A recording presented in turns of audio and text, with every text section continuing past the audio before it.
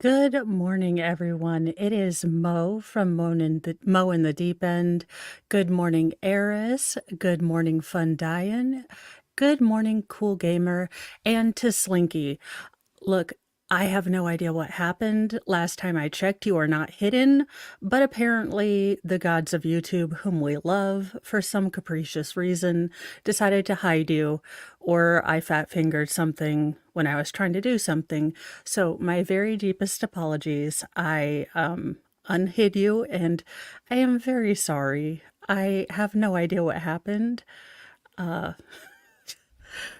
the vagaries of YouTube ness elude me at all times.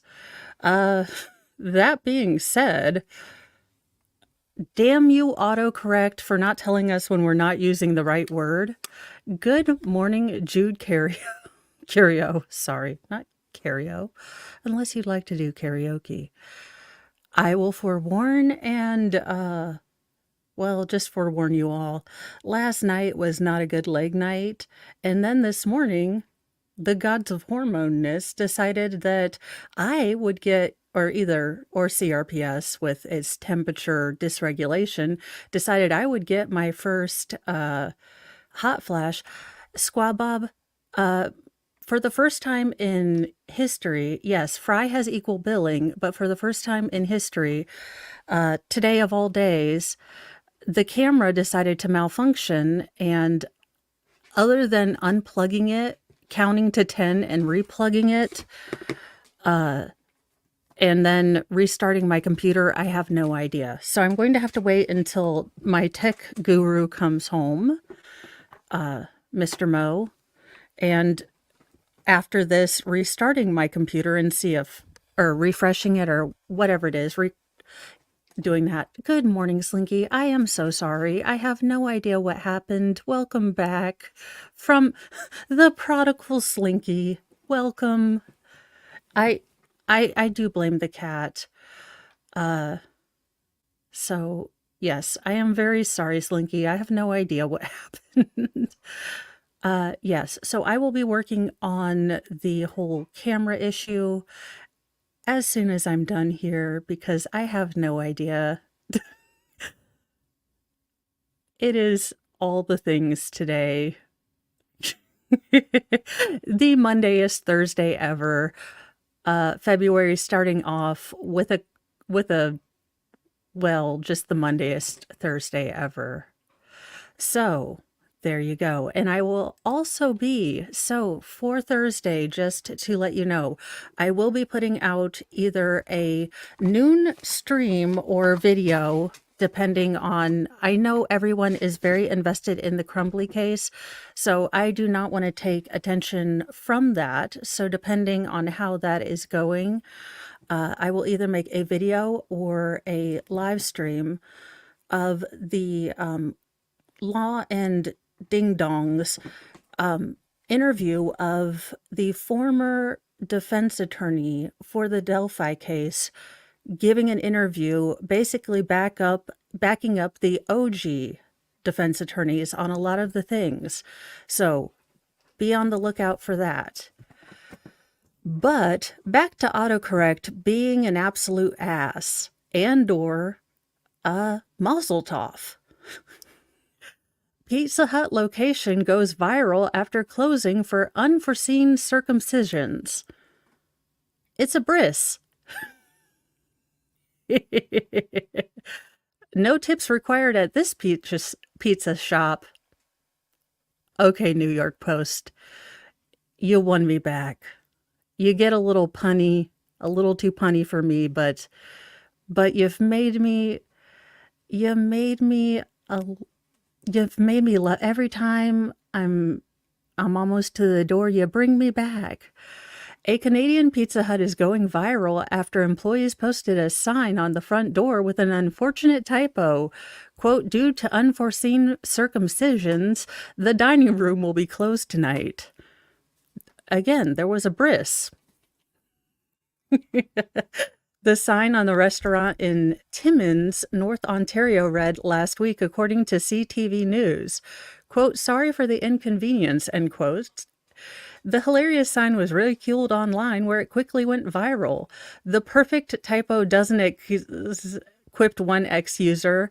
Star Trek legend George Takei joked back, typos are my worst enema. Takei's tweet was viewed more than 85,000 times. He can be funny. The restaurant had a good sense of humor about the response and even put up a new sign offering a new cheeky deal to customers. Let's see. Now, where was the new sign? In light of recent circumstances, for a limited time, when you buy one regular, medium, or large pizza for only $5, or you can buy one medium pizza for only $5, the sign posted, and it said no tip required. Well, there you go. The shop blamed the typo on autocorrect. Quote, we at Pizza Hut appreciate all our loyal customers and how you're having fun with our little mishap yesterday, the location's general manager, Mark Gerard, posted on Facebook.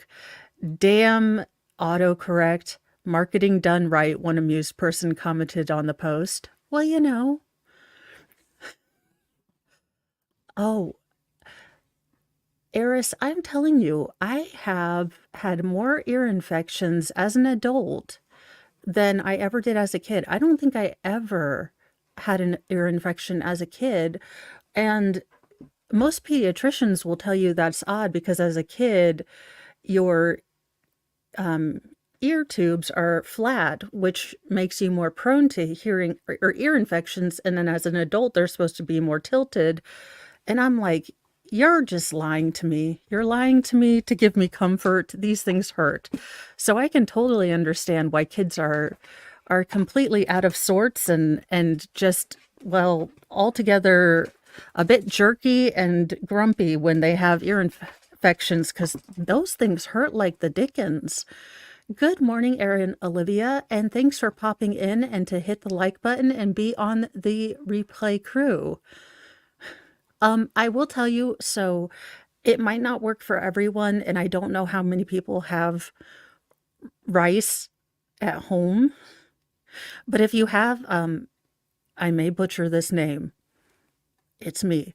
If you have basmati rice or jasmine rice, and you put it in an old sock, you can sew it together or even just fold it.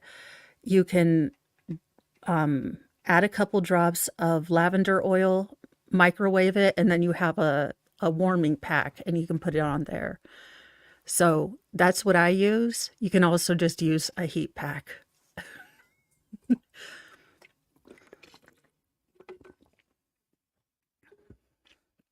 But that's what I use. Now, for my heat packs that I use, like for my legs, my warming packs, I will actually half the rice with whole hemp seeds because it holds the heat in a little longer.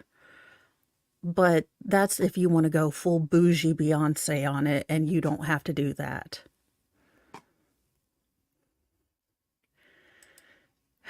In another why I will probably never fly again, ex-senior Boeing manager warns flyers to avoid 737 MAX 9 jets. I would absolutely not fly a MAX airplane. The level of confidence is astounding, and I feel very confident. Especially from a guy who looks like either we just had a story about, a bris, and now he looks like a member. I don't pick these stories out. I don't pick these out intentionally, but I love how these somewhat rhyme. George Lucas was right. History doesn't repeat, but it does rhyme. And so do these stories on Newsy News, unintentionally. If you have a 12-year-old sense of humor. Former high-level Boeing managers and engineers have issued startling warnings for flyers to avoid airplane's giant troubled 737 MAX 9 jets as the model once again takes to the skies. Call me crazy, but I thought y'all would have worked out the kinks to these before they went off the, construction line. I kind of hoped we wouldn't be in the test guinea pig sort of, you know, section of research and development. You know, Squid Pro Quo can confirm Mo is getting an RV and never flying again, even with lumber trucks on the road, which I find offensive. No offense to people who drive lumber trucks. I'm just saying Final Destination ruined me.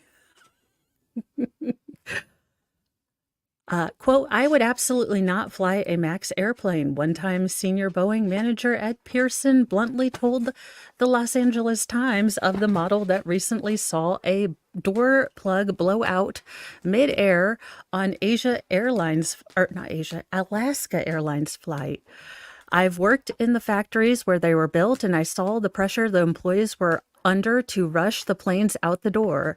Joe Jacobson, a former Boeing engineer, has also worked at the Federal Aviation Administration, FAA, gave a similar warning, saying it was, quote, premature for airlines, including Alaska, to have resumed flying the jets.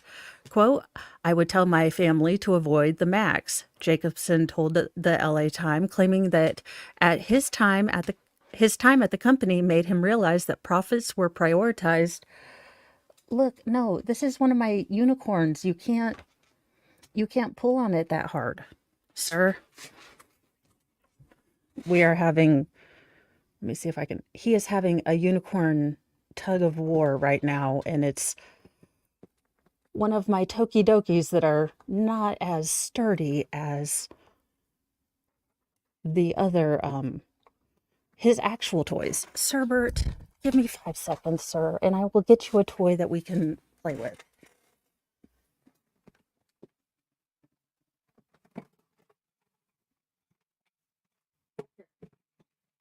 Take the flying wiener. What is it? Is that a flying wiener? Get it.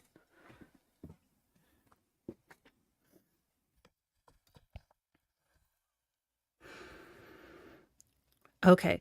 I would tell everyone, really.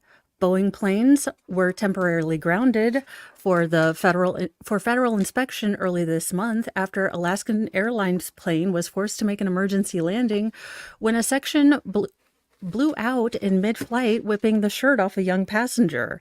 I also heard that one woman was holding her baby, and she had to hold on to her baby for dear life. President and CEO David Calhoun admitted days later that, quote, quality escape had occurred, telling employees, quote, this event can never happen again. Yes, beatings will continue until morale improves. On Wednesday, he emailed employees conceding that, quote, scrutiny from the accident makes it absolutely clear we have more work to do to strengthen our safety and quality process.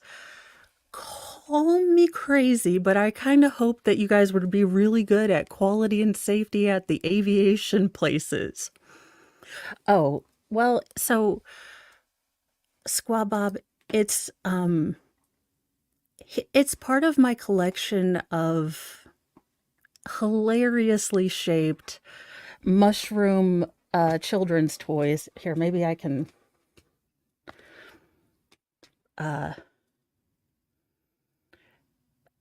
why this was a children's toy in the first place.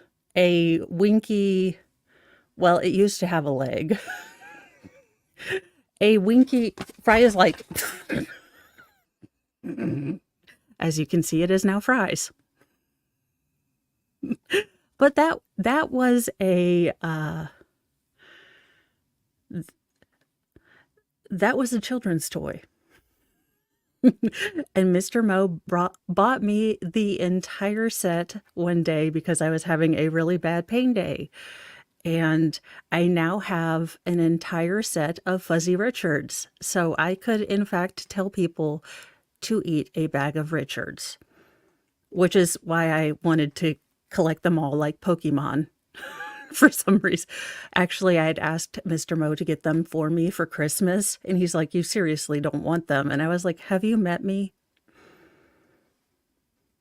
And he's like, "I am not getting those for you." So I was actually kind of disappointed when I didn't get those for Christmas. And then one day I was having a really bad day, and he brought me an entire bag of the inappropriately shaped mushroom toys. And as you know, nothing is sacred when you're a mother. So, and especially when you collect oddly shaped toys. So the youngest, most feral opened that one up, and then the furry, most feral, yes, it does,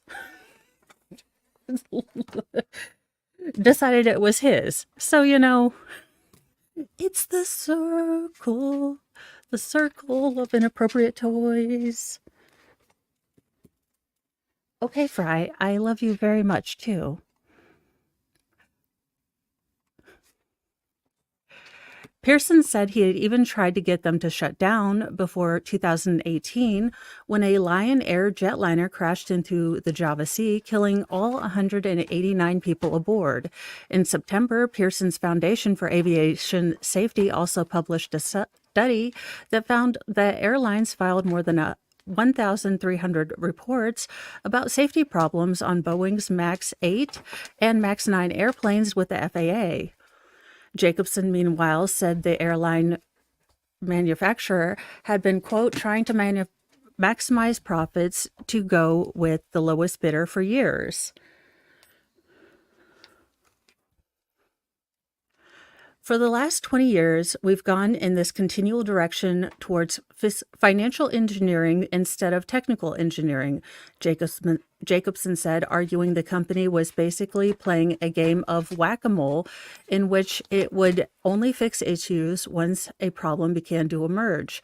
The National Transportation Safety Board is expected to release its preliminary findings about Alaska Airlines' near disaster in the coming days.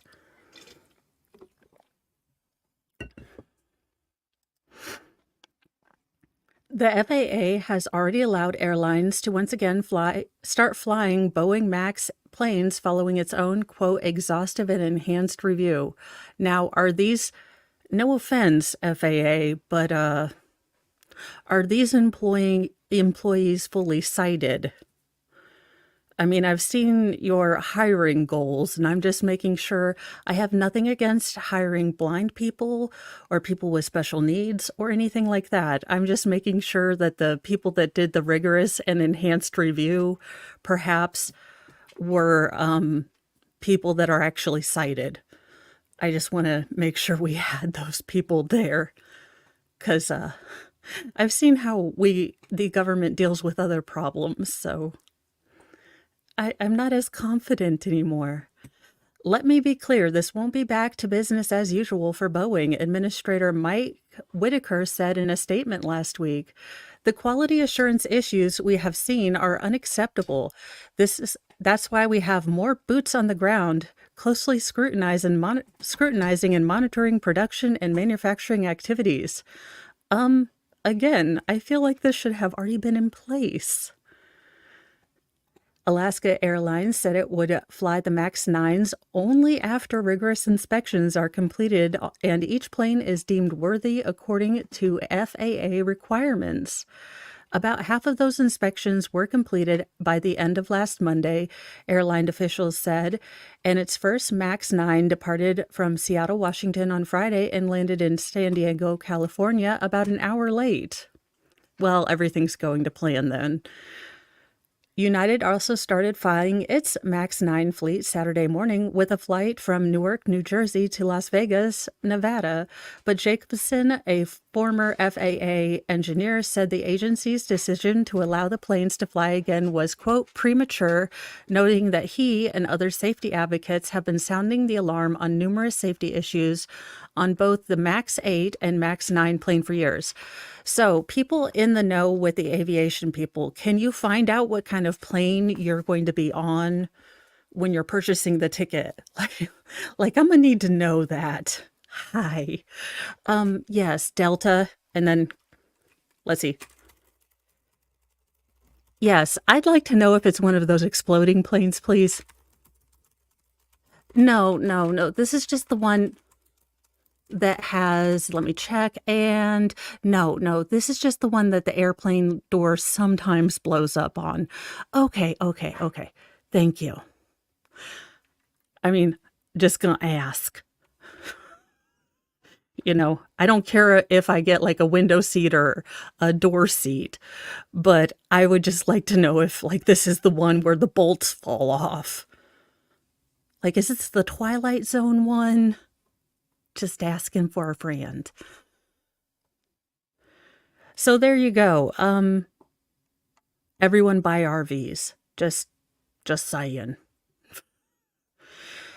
Apparently Tickle Me Elmo is bringing back an existential crisis. I missed this. I saw a bunch of stuff about Elmo and depression, but I didn't understand it. Holy crap, has Carson Daly got old? And he's dragging me with him, and I don't like this.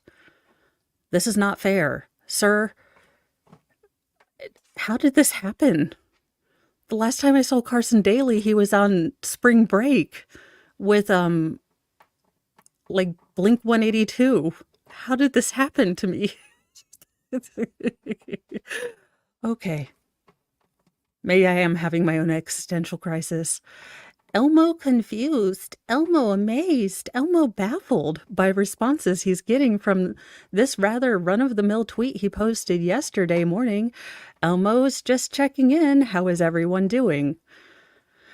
Just over 24 hours later, the tweet has 137 million views and still climbing, and responses from big companies like Buffalo Wild Wings, Chipotle, and Shake Shack, as well as celebrities as diverse as Dionne Warwick, T-Pain, Rachel Zegler. Okay, she's not a celebrity. She's a professional pain in the ass.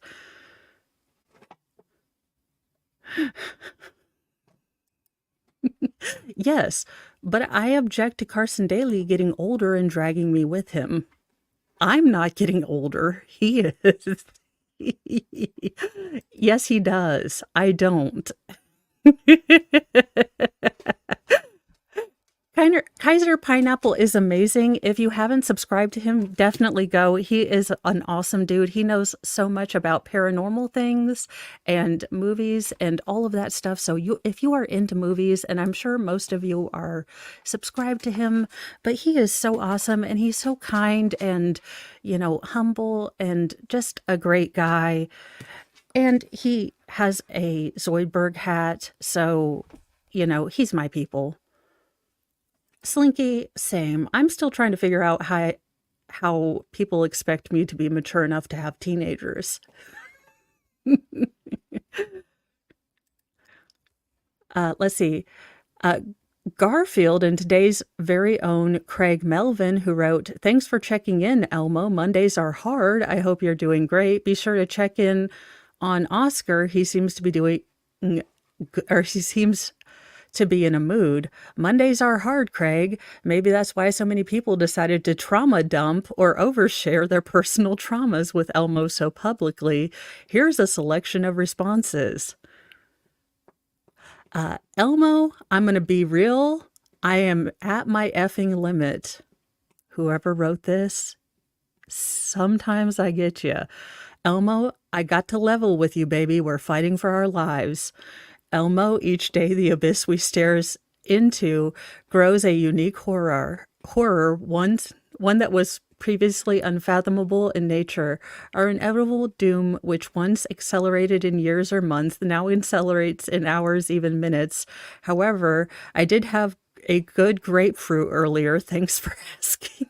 What? Elmo was just checking in he didn't ask for all this. He didn't. Elmo was simply dropping pleasantries into the online conversation, as he often does, which is why the volume of responses seems so surprising to everyone. Elmo himself took to social media today to respond, saying, "Wow, Elmo is glad he asked. Everyone needs a helmet." Elmo learned it's important to ask a friend how they're doing. Elmo will check in again, friends. Elmo loves you. Hashtag emotional well-being. Elmo's friend jumped to respond to their favorite red monster, Cookie Monster. Okay, we're not going to go into the whole Elmo thing. Here's the deal. We have neglected, while we talk a good game about mental health, and regardless of how you stand on spirituality, we really have replaced humanity with social apps. We've replaced talking with friends with tweeting at people. How can young kids feel connected when they're just looking for this next emotional high, or anyone, of getting a tweet, getting a response, getting, someone to like their video? I mean, if that's all your life is if you are just, in this constant state of, news fear prawn, and, waiting for the next shoe to fall, you don't have any hope for the future, which is what usually you get from family or your faith or some kind of hope for the future, which we are not fostering in this current culture. Then, I can see how these responses would happen. And, it does bring up a good point. Ask people how they're doing. Make sure you're checking in on friends. It has been, honest to goodness, not even, just with my own stuff, but with, just everything that's happened in the last several years, pretty tough, pretty rough last couple of years. It's not been a great time. So, while this is sort of interesting and it's a bit odd that everyone decided to, kind of verbally vomit their feelings to a puppet, I can completely understand it. We're more disconnected than ever.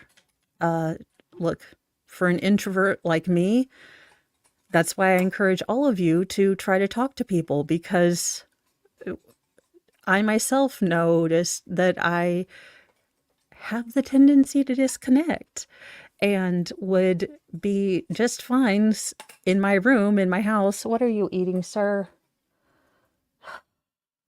Roberto? You're looking very not guilty right now. He says I is protecting things.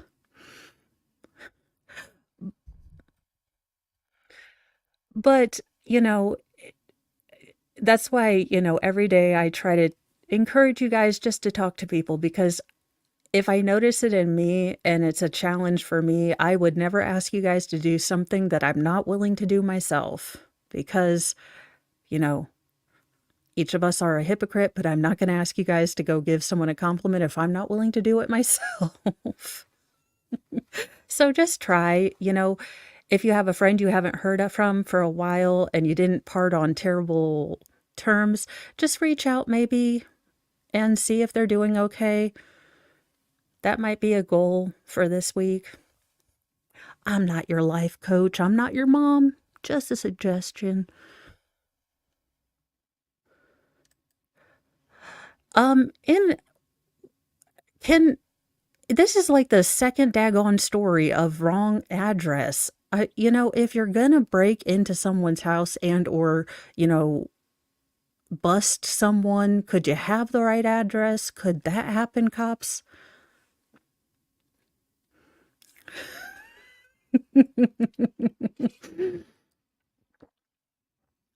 Yes. Well, I have been trying to, oh, it, long story short, I am in the middle of a construction zone. I am being told that by this weekend, James, so tomorrow is Groundhog's Day.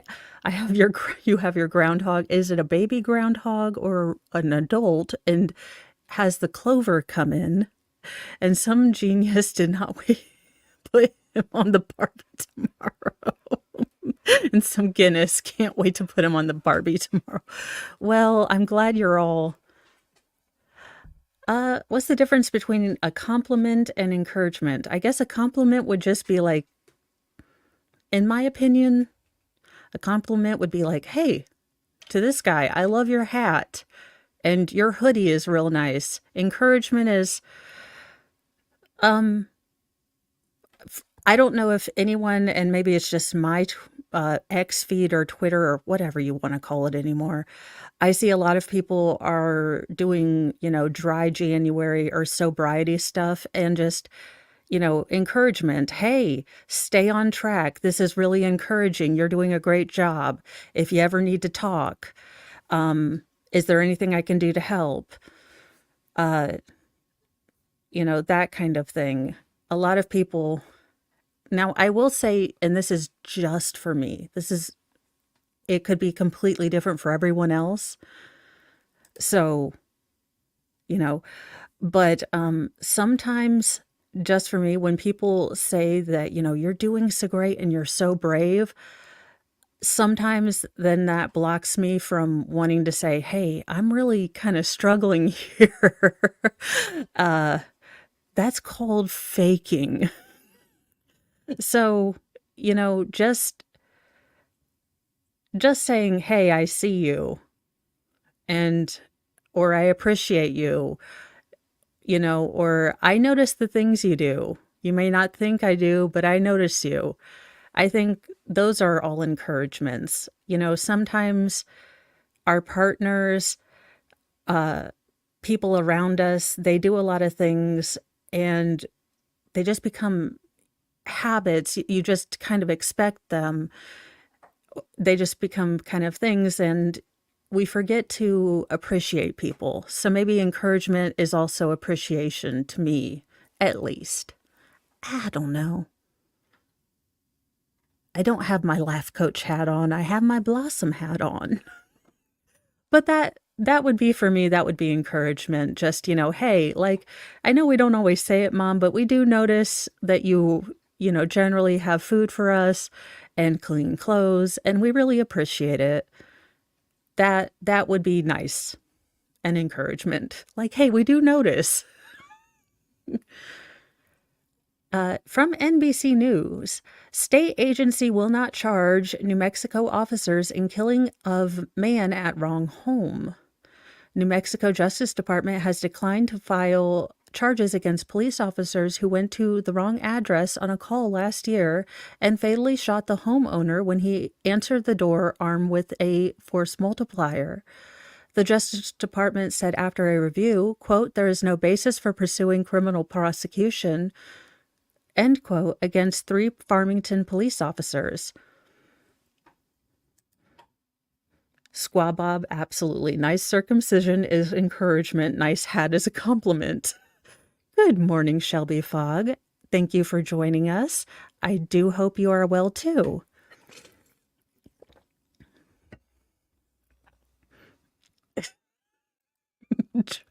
John, compliment. That's a lovely kidney stone you've got there. Encouragement, John. I know it hurts, but you've got this. There you go. I love my chat. The fatal shooting of Robert Dodson, 52, on April 5th prompted an apology from Farmington Police Chief Steve Hebby, who called it a tragedy. The officers were responding to a domestic violence-related call at a house around 11:30 that night, but they mistakenly went to a different house across the street, officials have said. Billy Marie, I absolutely agree. I just, yeah, I think they're pretty much, unfortunately, I think politics and someone has just said, write a check. Like that'll fix it. I don't know. Yeah, this doesn't make any sense. I don't know how this would seem to me to rise to the level if we are going to prosecute Kim Potter for reaching for uh her taser, well, thinking she was reaching for her taser and then getting her firearm. It would seem that going to the wrong address is akin to that sort of mix up. And I hate to be jaded about this, but it seems like this is not going to cause a protest, if you catch my drift. So people are not going to cause shenanigans. So I'm I will be very honest. My leg was not so happy that last night, so I am trying to not go full nuke my channel mode, but if you read between the lines in what I'm saying, I think that it's not politically expedient to punish these cops for any sort of brownie points. Sadly. Uh, Let it be said that if I say great show, I mean not the right words. It's medical. If I can locate the right words, I'd use them. Hello, strokes and heart attack and brain destruction.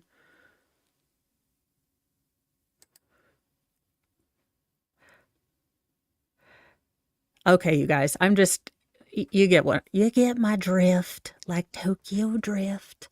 I get it. Thank you guys.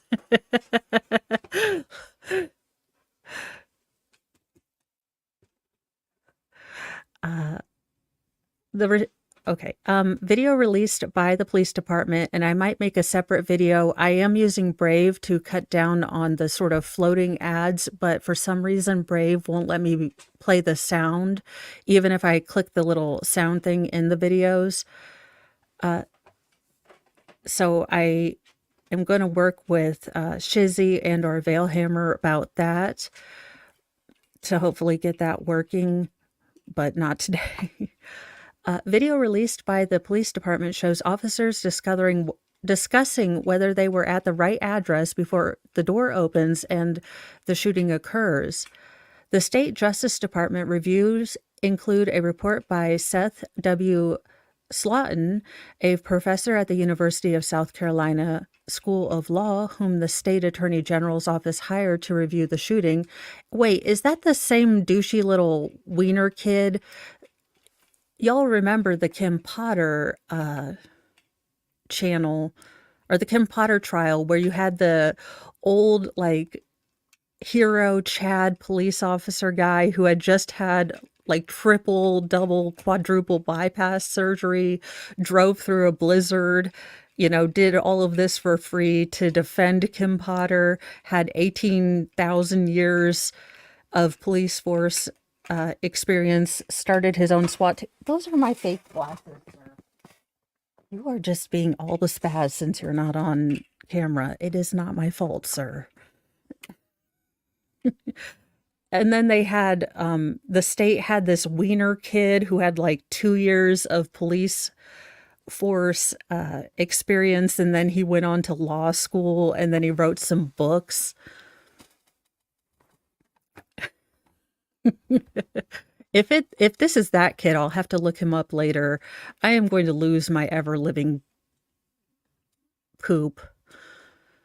A professor at the University of South Carolina Law School, whom the state attorney general's office hired to review the shooting, Slaughton wrote in his report that the way the officers approached the Dotsons' home was reasonable, even though they approached the incorrect dwelling.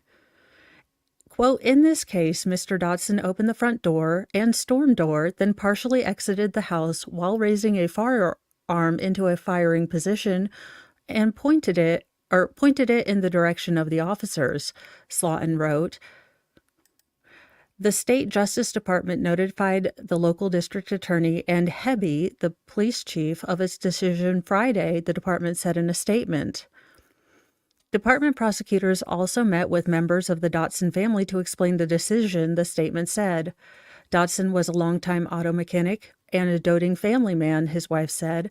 An attorney for the family who sued the city of Farmington and the 3 officers involved said Dotton was blinded by a flashlight when he opened the door. Why would he not raise his firearm? Said the attorney Tom Clark. The decision by the state Department of Justice likely means the end of any possible state criminal charges against the officers, Doug Perrin, an attorney for the Dotson family, said.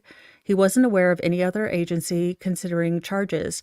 Now, I do wonder if the family is going to try to go to the federal justice system to ask about his, human rights, his civil rights, because I would feel like them going to his door, blinding him, and then him naturally wanting to protect his castle doctrine, maybe thinking if they didn't announce themselves, and I will have to watch the video, then again, if it worked for Breonna Taylor, where, it said that it was a no-knock warrant when it actually was a knock warrant, and they did announce themselves. Never mind.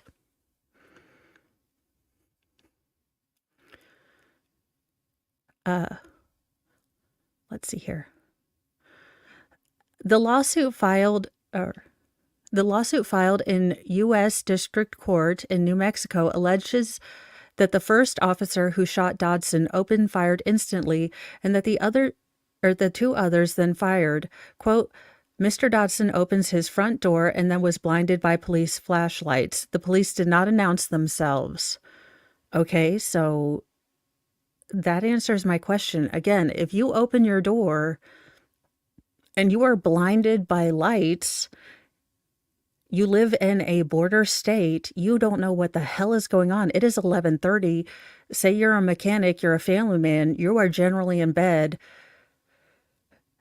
I mean, you hear loud shenanigans going on every other night because this other family across the street is always doing ridiculousness.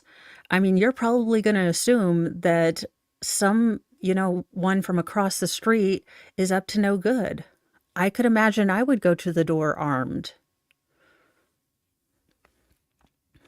Mr. Dotson had no idea who was in his yard shining bright lights at him, the suit says. It seeks damages under the Wrongful Death Act, as well as compensatory and punitive damages. It does not specify dollar amounts. I really feel bad for the family about this. Days like this, when I'm not having a good pain day and things are going very Monday-ish, I struggle with the kind of tri-tier justice system that I'm sort of seeing, and it really is frustrating. And it's hard to take comfort in the fact that things are changing, people are noticing. Thank you so much, John. I really needed that today. Sometimes it's a little bit,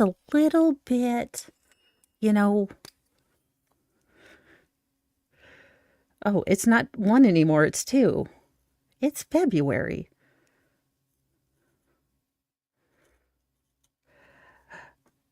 But I do take comfort in the fact that people are waking up. The more people that are getting hooked on LawTube, the more people that, and X isn't perfect right now by any means. It's still, censorious.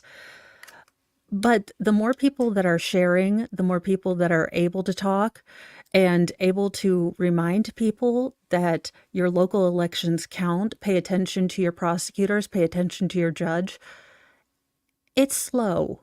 Nothing's going to change overnight, but people are waking up. So yeah, it's hard to read stories like this. My heart genuinely goes out to this family, and I hope you get, sadly, monetary justice and heartfelt apologies from these officers. And unfortunately, my heart goes out to these officers. even though they did kind of a dingus thing, I can't imagine having that on my conscience. But things are slowly changing. Change is never instant. We didn't get here in an instant, and it's not going to change in an instant. It's like when you start a diet and then you wake up the next morning, you're like, I didn't eat candy all day. Do I have an ab yet? So you have to remind yourself you're probably not going to get abs in a week, and we're probably not going to get our justice system cleaned up in a week. But things are changing. Normies are waking up. I used to be a normie. I am waking up.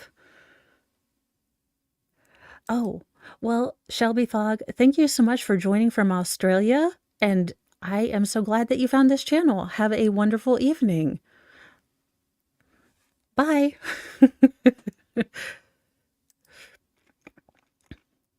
All right. Wife armed and dangerous. What happened here? Armed and dangerous wife is wanted for unaliving her husband and leaving the body in a locked home. Police in Portland, Oregon are looking for an armed and dangerous woman who allegedly shot and unalived her husband and left his body in a home in the Lentz neighborhood. Annalisa Gold, 55, faces a count of murder in the second degree, police announced Monday. Well, how do you know she didn't premeditate it? Well, she's an itter bitter thing. But you know what they say? Small things, little packages like TNT, big explosions. Officers say they were dispatched Friday at approximately 8:45 a.m.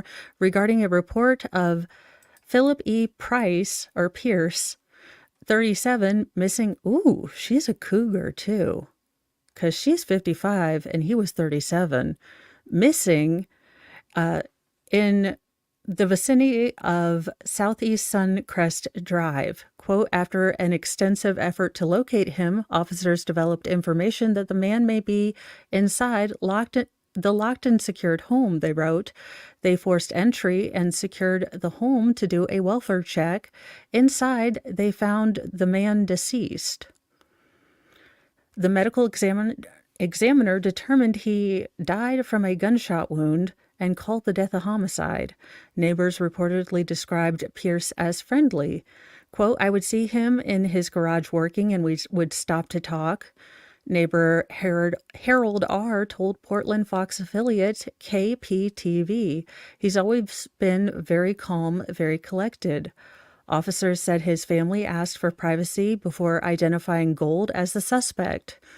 The wife's whereabouts are unknown, cops said. They suggested she could be driving a 2015 burnt orange Toyota 4Runner with Oregon. Yeah, use the burnt orange 4Runner to escape, ma'am. Nothing conspicuous, okay? Oh, good Lord. What are you going to use? I'll use the yellow bus to get away. Just paint flames on it, it'll go faster. I learned that from Futurama.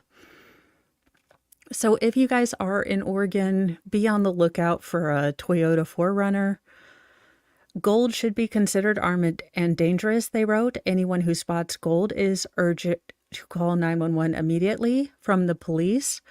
So if you are in Oregon or anywhere on the West Coast, it does look like she has a handy capable tag, so she might be in, one of those close to Walmart parking spaces too.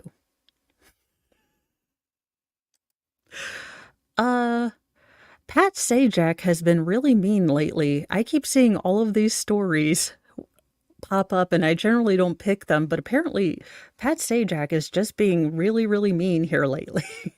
Wheel of Fortune player, quote unquote, robbed of a $40,000 prize for puzzles clearly solved, fans cry in online outrage. What a bummer. Livid Wheel of Fortune fans felt a contestant was robbed of $40,000 for her incorrect answer that might have actually been correct. I know. Well, I wrote it down and saved her name for Sal, but we do have Catherine McBanawa, who is, you know, on the look for a friend. So I figured I'd let Sal have, her first. Contestant Megan, a married California high school choir director, needed to guess the two-word answer to solve a bonus puzzle for the category of living thing. After Megan spins the wheel and it lands, host Pat Sajak picks up the prize estimate card and walks her to the puzzle board that reads 4 letters N and then, the letters. Megan guesses a few letters until the board reads P dash N dash and then dash R C dash dash D. With just 10 seconds left on the timer, Megan blurts out her final guess, which sounded like pink orchid or something very faintly, which could be heard as something orchid. Right when the timer goes off, the correct letters are filled into the board, to which Megan reads off the correct answer, pink orchid, out loud in frustration. Quote, "You might have been overthinking a type of orchid. I'm sorry that didn't work out for you," Sajak says, seemingly realizing Megan could have been correct. Sajak revealed the prize estimate card showing $40,000 to Megan afterward, far from the $14,007 she took. Fans watching from home could not believe what they saw, making it known to Wheel of Fortune how upset they were. Oh, okay, observation station. Welcome. I don't think I've seen you here before, but welcome and thanks for watching. And yeah, I haven't watched it, but he seems to have gotten really, really snarky here lately from all the stories that pop up. I generally don't pull everything up because I'm more of a Jeopardy type gal. But yeah, this looks kind of stinky. Give her the money.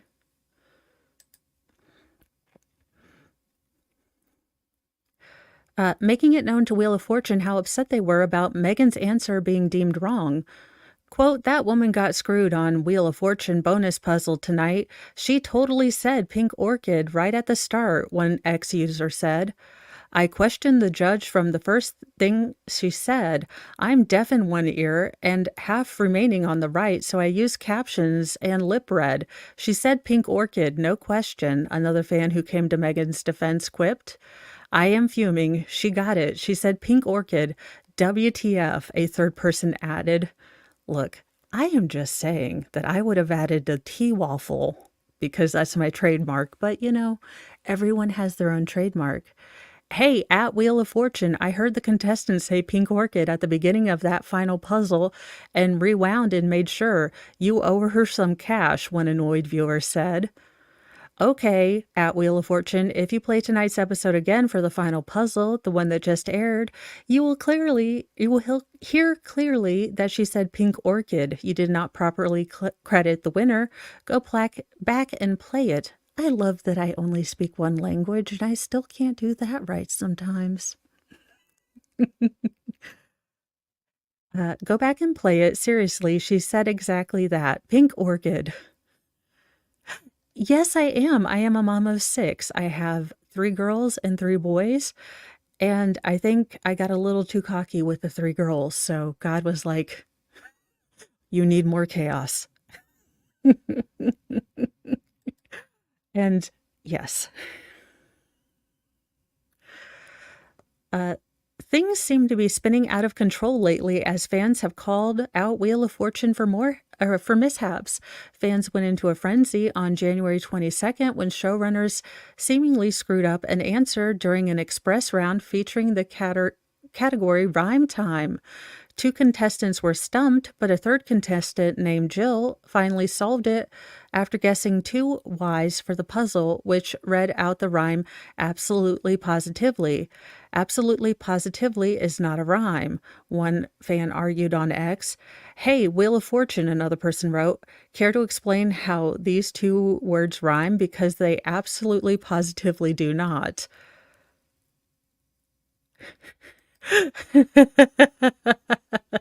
Oh, wow. That is a great you just had a pattern.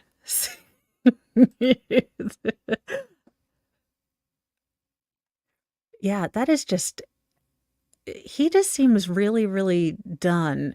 And in other news, and I really am glad that they finally found someone. Now, I do wonder if he is maybe the person that was calling, old Tim Pool, but I I have so much fun playing her. I'm gonna be really honest. She is so obnoxious. Uh, but she's such a terrible person. 17-year-old alleged quote unquote serial stalk or swatter charged after police said he made threats throughout the country.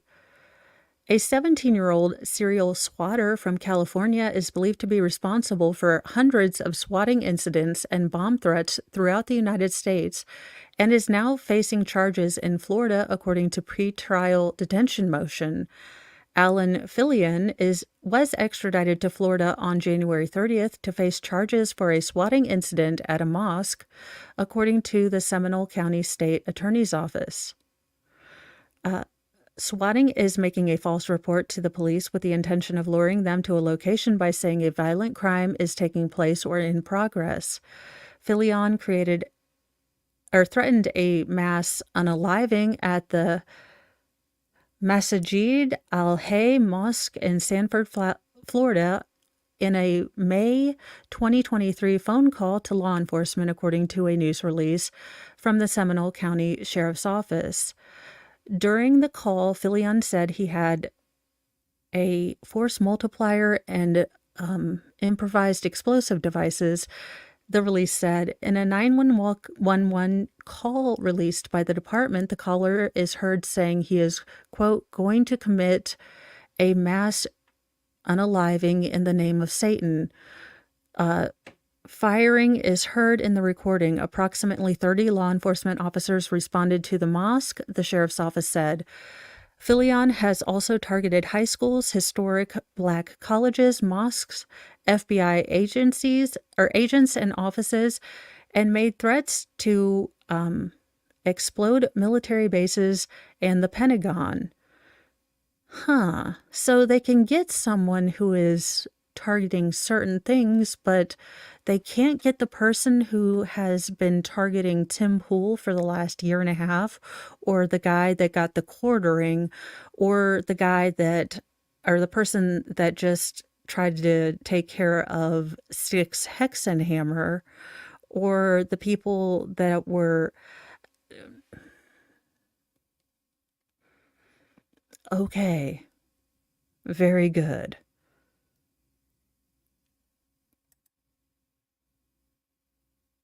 Well, we could.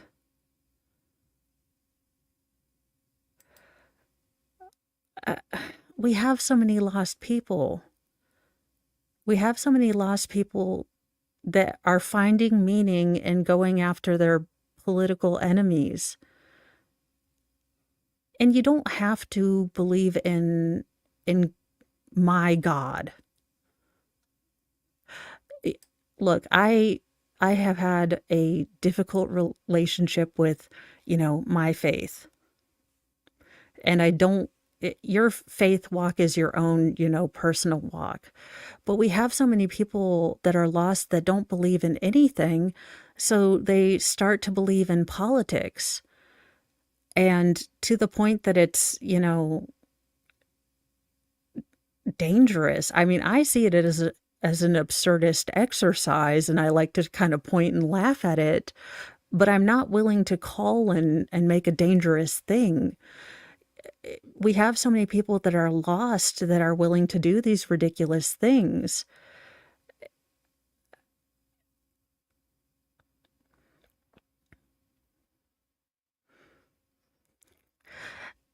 Yeah. You know what? Just we need something. We need something for people to have hope to believe in the future, whether that is giving, like I said, okay, if you gave me all the power to do stuff, if you gave me all the power to create one thing in America, what would I do? Okay, if you gave me all the power to do stuff in America, what would I do? I would create a service program for high schoolers. You would have to, if you didn't want to join the military, you would have to do something in your community. You'd have to learn a skill. You know, you could be taught electronics. You could be taught how to do transportation stuff. Maybe you want to learn how to fix up roads.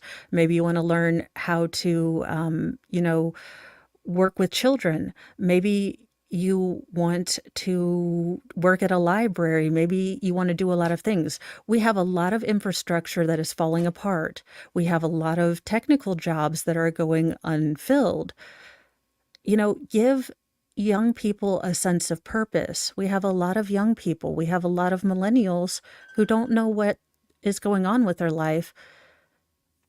That would be my thing. Now, would it fix every problem? Heck no, but no program is going to do that. But that would be my thing. That I would love to see that happen. I would love to see, a mandatory 1 year, service program that every American kid would have to do, just to give back.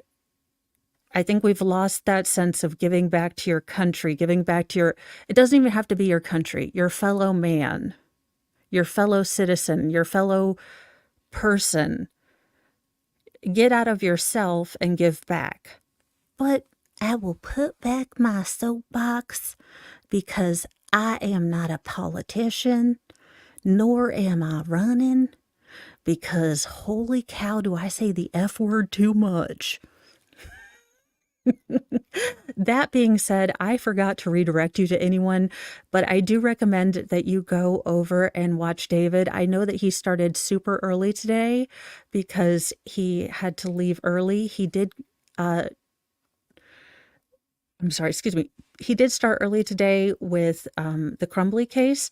So I recommend going over there and you can catch up with him. And he has been doing a lovely job and he has worked really, really hard on getting, all of the information. He's really knowledgeable. So if you have any questions, he's right there and he's an actual lawful lawyer. So, if you have if you have any actual legal questions, he's really good about giving really in-depth but easy to understand, kind of layperson questions so that you can understand what's going on. And it's pretty fun over there too. So have a wonderful day. Say something nice to yourself. Reach out to a friend that you haven't heard from. It's been a rough.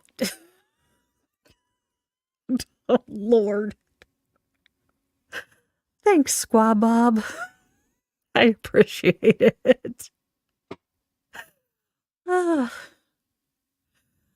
uh, and thanks for making today fun. This has been the Mondayest of all Thursday and a camera malfunction, all of the things, and living in a construction zone. It's one of those things. I thought, oh, I've got my backdrops in. I'm going to have this whole cool thing set up. I've got my new camera. And then Mr. Mo says, hey, we're going to move your office this weekend. So why don't you wait on all that? And, when you're like 7.5 and you have all your Christmas stuff and your mom says, hey, why don't you wait until, we have a place to put all of your new toys so you don't lose them? And you're like, this is the most BS of all the BS that has ever BS'd. So thank you guys so much for making my day, and I will see you in a bit. I am going to go probably make that video of the interview of William Librado, the handpicked by Judge Gohl defense attorney, spilling all the tea. Now, whether Judge Gohl was drinking a bottle of bourbon last night or the entire box of wine, allegedly, one can only guess. I will see you guys later. Have a great day. Bye, guys.